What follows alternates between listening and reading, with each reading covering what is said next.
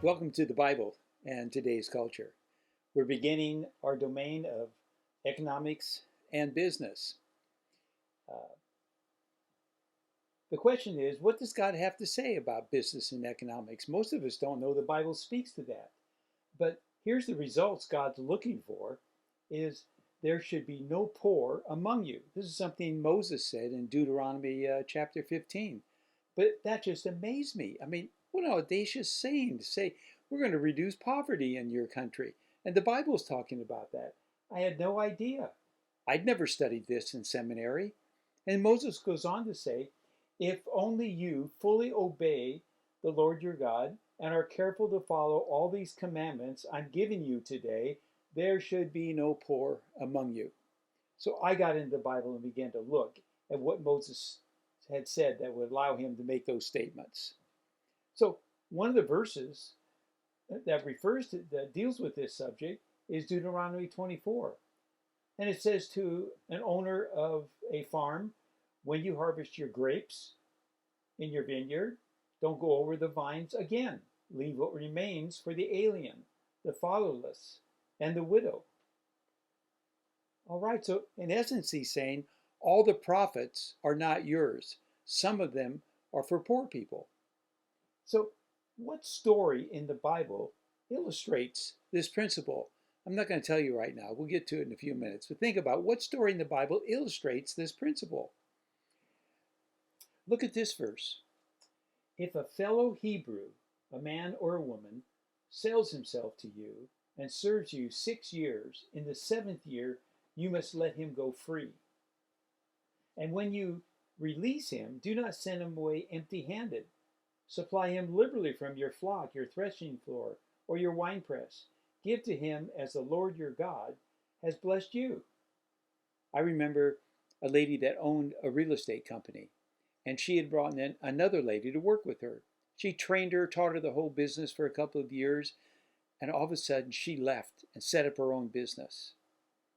And this lady, Judy, had harbored this in her heart for years, that she'd been taken advantage of. And then she saw this verse, and she said, I was doing just what God wanted me to do, helping this person become an economic success. And this goes on to the Hebrew business owner and says, when they leave you, don't just say thanks for the work and good job. You give them what they need to start their own business. And if it happens that the person who was working for you for 6 years says, I will not go away from you because he loves you and your house, and since he prospers with you, and he shall be your servant forever. Well, this is a twist. So I've had a lot of business people take the class. None of them like this idea that they have a lifelong employee. So then I said to them, well, what would you do so he didn't choose plan B, that he chose plan A? He took your grub stake for him and went out and started his own business. I said, well, we'd train him. And he said, we'd probably put him with one of our best shepherds for the first few years. And he learns how we handle our sheep. And maybe in the 5th year, we set aside 50 sheep and we say, these are yours. You're in charge. You know what to do. Make it happen. And you get 25% of all the profits. And if he does a good job, you say to him the next year, okay, take these 50 sheep and do your thing again. And this year you get 50% of the profits. And then in the 7th year, you say, you can stay with me, or you can take your sheep and start your own business. And the guy says, what do you mean? I was living good on the 50%, and I'm going to be able to have 100% from now on? I'll take my sheep. I'll go off and do my own thing. What the business owner wanted to do. He trained them to have the feeling of success that he could do it. Well, there are many, many verses in Scripture that I color green because they deal with business and economics. And in your resource area, there's a spreadsheet with over 1,000 verses in it that deal with economics and the business. And I think you ought to take a look at them. And they're all categorized in different ways. They talk about how you run a business. I think you'd really enjoy that. Well, the book I told you to think about that tells the story of uh, people getting out of poverty was the book of Ruth. And so here it is. It's a strange book. It's 4 chapters. It's the 8th book in the Bible. So you have Moses' 5 books, and then you've got Joshua and Judges. And then this little tiny book comes in that just has this short story that we're going to go through. Why is it there? Well, because they spent 40 years in the wilderness with Moses training them how to birth a nation and how to have the right kind of kingdom culture. And then they went in for several hundred years into Palestine, into the Promised Land, and it all worked. And this story is just a quick 4-chapter story of how it really worked. Okay, so we're going to study this. And I've colored it with 3 colors. You remember in Landa's wheel of the domains of society, government is colored blue. And this book starts out by telling you that this was when the judges ruled. So that was the government that was involved in this. And then there's economics and business domain. And that's green, right? And they're telling you about what the economy was like at this time in the Promised Land. There was a famine, so it was tough times. And then orange is the family domain. And they tell you about the characters in this story. It was a family. The man's name was Elimelech, and his wife's name was Naomi, and his 2 daughters were Mahlon and Chilion. So what they did is they were living in Bethlehem, in the Promised Land, and they traveled south and around the Dead Sea into Moab, a country. And that's where they were living. They'd been there for a number of years. And what happened is when they got there, the 2 sons of Naomi found wives. So they were a family of 6. But all of a sudden, the men began to die. Elimelech died, Mahlon died, Chilion died. And now there were 3 widows, Naomi, Ruth, and Orpah. And Naomi says, we're in trouble. I know back in Israel, there are safety nets and people help us. There's things that come around where people get us out of the pinch that we're in. But there's no help in this country, in this culture. I'm heading back. The 2 daughters said they'd go with him, but Orpah dropped out, so it was just 2 people heading back. That was Naomi and Ruth. And so here's what happened. And I'm just doing highlights, okay? I've got maybe 20 lines up here, and I'm going to tell you the whole book of Ruth. So I'll try to fill in the blanks, and we'll get through it quickly. Naomi was left without her 2 sons and her husband. She and her daughters-in-law prepared to return home. So Naomi returned from Moab, accompanied by Ruth the Moabite, her daughter-in-law. The barley harvest was beginning. Okay, the famine was over. Things were good. This was the economy. Now Naomi had a relative on her husband's side, a man standing from the clan of Elimelech, whose name was Boaz. This is just a footnote in the beginning, but it's telling you this is an important relationship that's going to carry through the whole story. So one of the things Naomi had told Ruth about the safety nets in Israel was that you could go into the fields after the harvesters and you could pick up the gleanings, the remaining stuff in the fields, and you could use it for yourself if you didn't have food. So Ruth said to Naomi, let me go into the fields and pick up the leftover grain. Well, Boaz was the owner of this farm, and he happened to show up, and he saw this strange woman out picking up food in the field. And he asked his overseer of his harvesters, who does that young woman belong to? The overseer didn't know where it belonged. He just said, she's a good worker. She came to the field and has remained here from morning till now, except for a short break at the shelter. Yeah, Boaz was impressed. So he went over to her, not knowing that she was a relative, and said, so Boaz said to Ruth, my daughter, listen to me. Don't go and glean in another field. Don't go away from here. Basically saying, it's okay for you to do. No problem. I'm the owner. I'm saying you come here every day. Don't go from field to field. This is your place. You're safe here. Stay here with the women who work for me. Watch the field where the men are harvesting and follow along after the women and pick up what remains. And then he goes one step farther. I have told the men not to lay a hand on you. And wherever you are thirsty, go and get a drink from the water jars and the men in the fields. It tells you about the character of Moses, or of Boaz. He was saying, stay in my field. You can come here every day.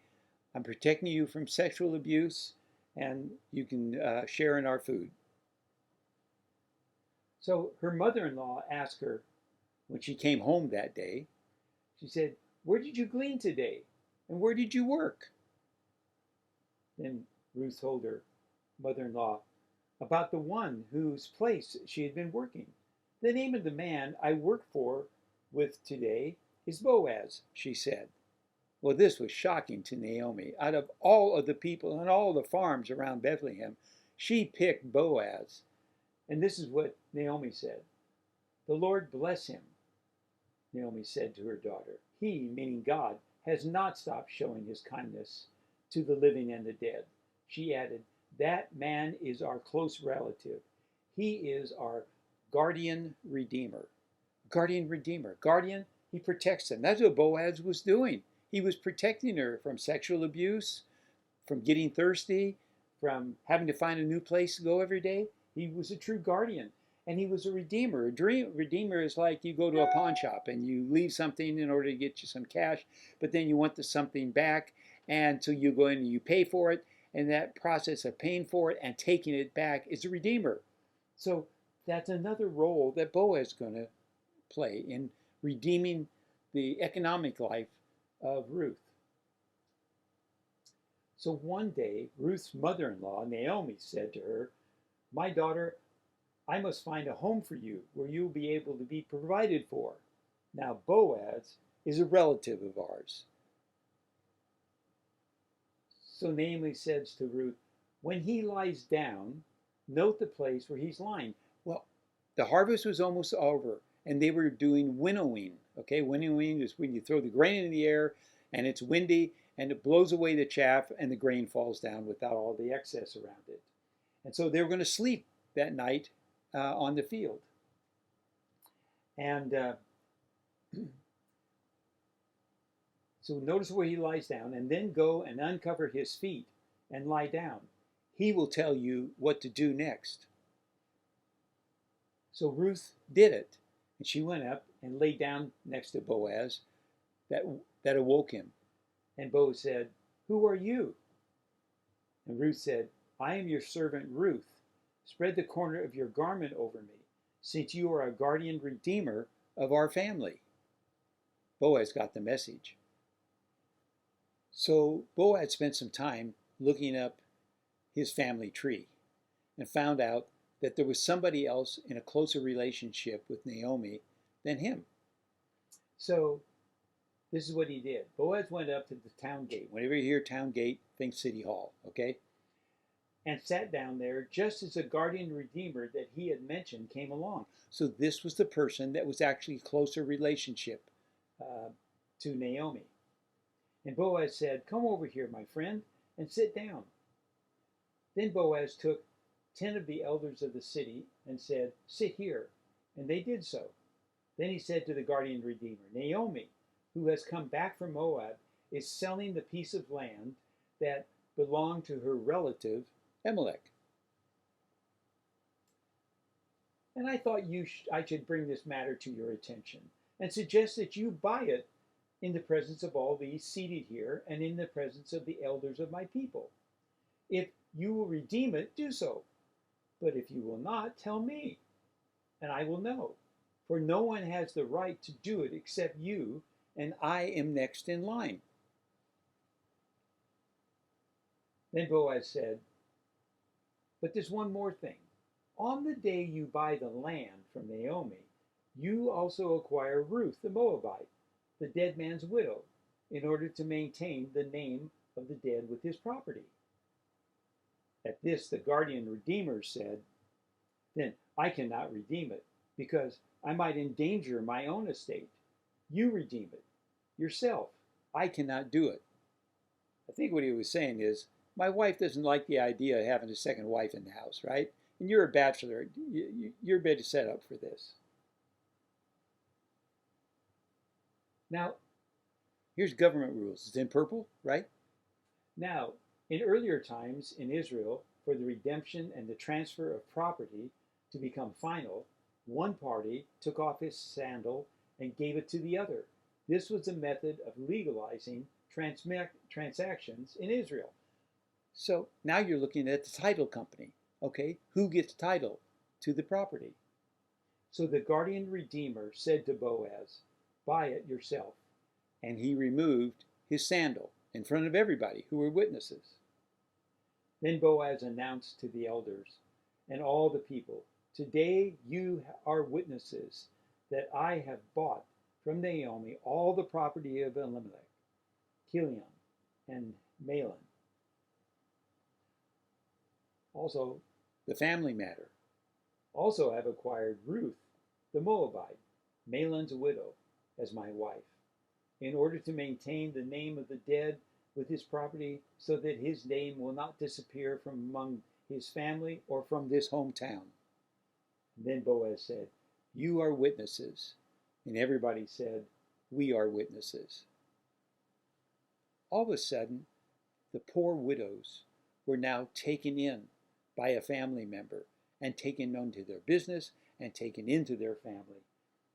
This is what God was telling us to do in the verses that we read before. So now I want to introduce you to a modern day Boaz, okay? He's a friend of mine. His name is Val Nunez, and he's vice president of Dreisbach Enterprises, which is the largest refrigerated trucking company in Northern California. And whenever you talk to Val about how his business is going, he always throws in, "This is how many employees I got. You know, I had 150 last year. I got 170 this year."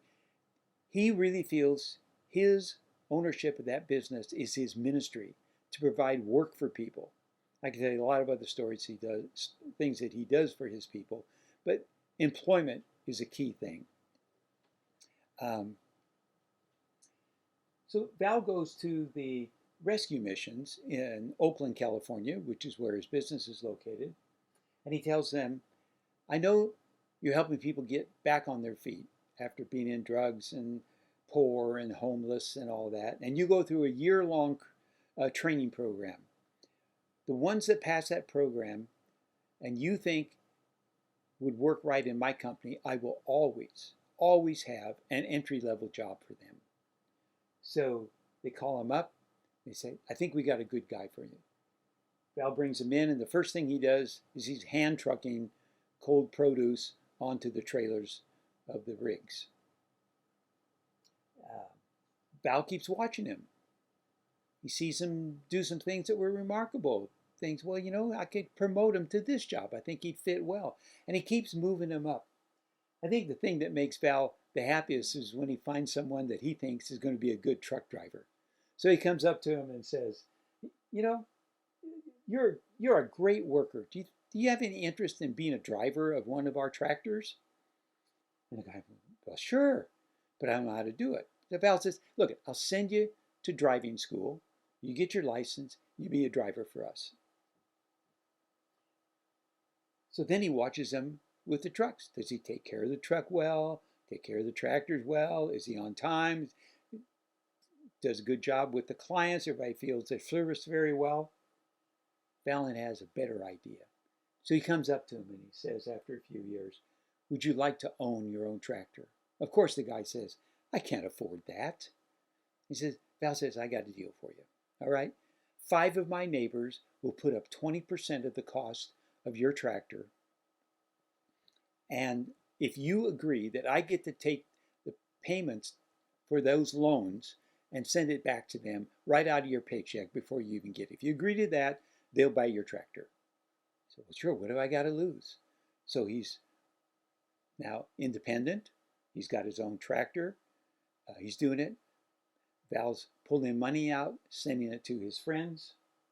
At the end of several years, he's got the tractor paid off, and he's got $100,000 to $200,000 job, and he owns the business.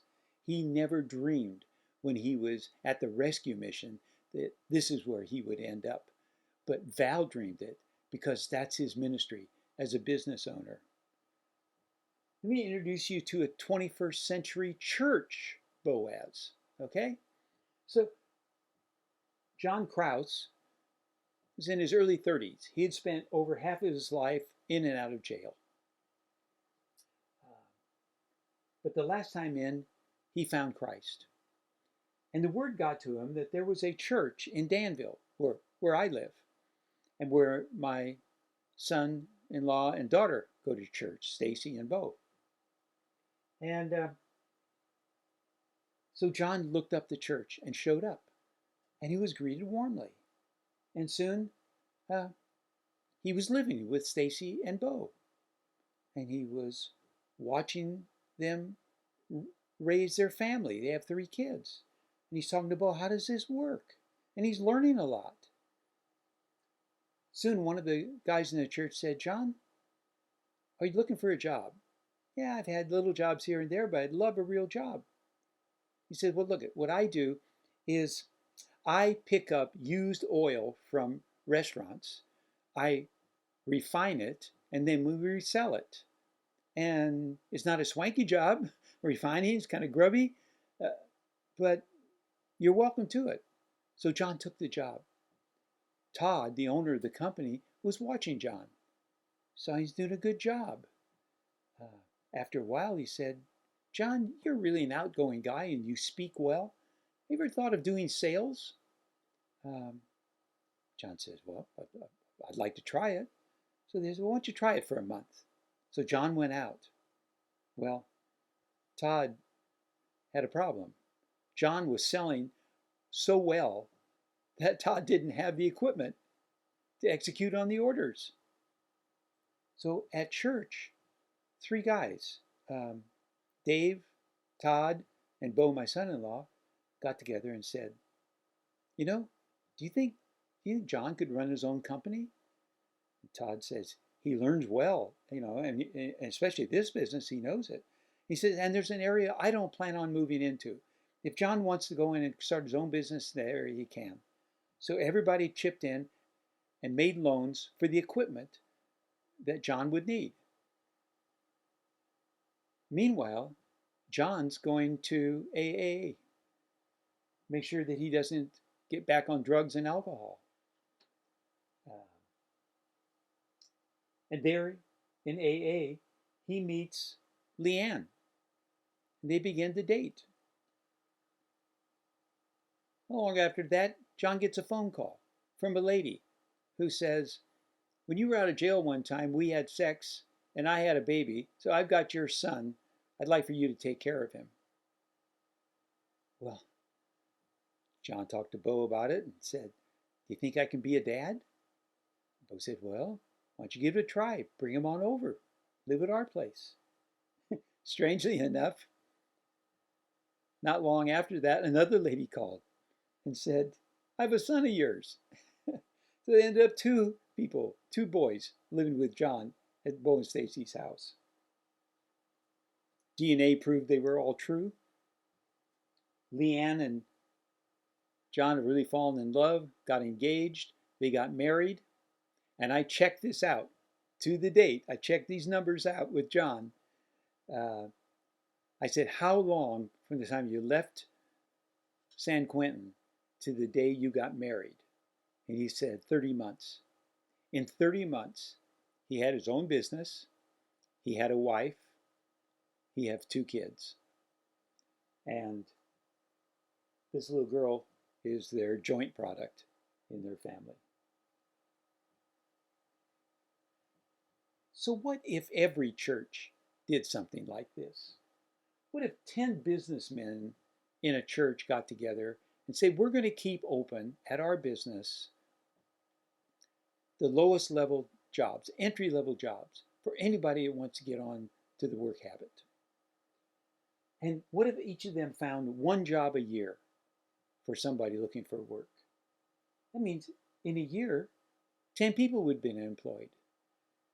In 10 years, 100 people would have been employed. Now, what if 100 churches in the San Francisco Bay Area in which I live all decided to do this. In 10 years, they'd have 10,000 employees. I mean, they could fill up half of the Warriors Chase Center with recently employed people who were out of work. What a testimony to the church. How many people would be coming to that church wanting to be part of a community like that? Remember, these are the objectives for this class. As I read through them, see if you saw some of those in what we talked about today. Economic success is supplied through the domains of family, business, and government. Well, that was Boaz, right? Income and pride and purpose come from your work. We'll see more of that. God specifically works against poverty. Did you ever know that? You've seen it in Scripture. You've seen it in people's lives and what we've talked about. God prefers economic self-sufficiency. It's okay to work for somebody else. But in Scripture, it all proves that. And that's what Val and that's what these guys in the church thought. How can we make people totally self-independent? One of the things that we'll talk about is, what if you work for Google, okay? You got to remember, they didn't buy your calling. They bought you. You still own your calling.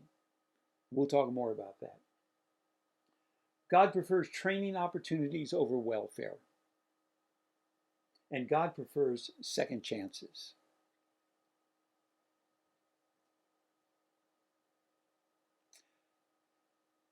Here's some discussion questions for you. Read through them. Enjoy looking at them. When you're done with that, we got like a 5-minute video called The Button Honey Company. Interesting to look at. It reinforces what we're talking about. Next week, we're going to talk about economics and land debt. And here's the questions. Enjoy. Thanks.